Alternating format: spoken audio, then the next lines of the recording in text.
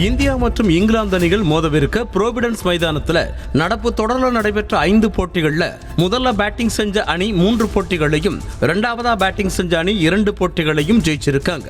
குறிப்பா முதல்ல பேட்டிங் செஞ்ச அணி 150 ரன்களுக்கு அதிகமா அடிச்சிருக்கிறத பார்க்க முடியுது. இதெல்லாம் வச்சு பார்த்தா டாஸ் வெல்லும் அணி முதல்ல பேட்டிங்கே தேர்ந்தெடுக்க வாய்ப்புள்ளதா சொல்லப்படுது.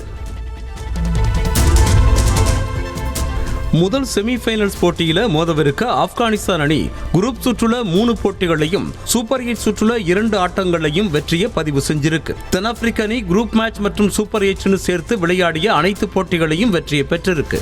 இந்த போட்டி நடைபெறவிருக்க பிரெயின் லாரா ஸ்டேடியத்தில் நடந்த 4 போட்டிகள்ல 3 போட்டிகள்ல இரண்டாவதா பேட்டிங் செஞ்ச அணிகளை ஜெயிச்சிருக்கிறது குறிப்பிடத்தக்கது.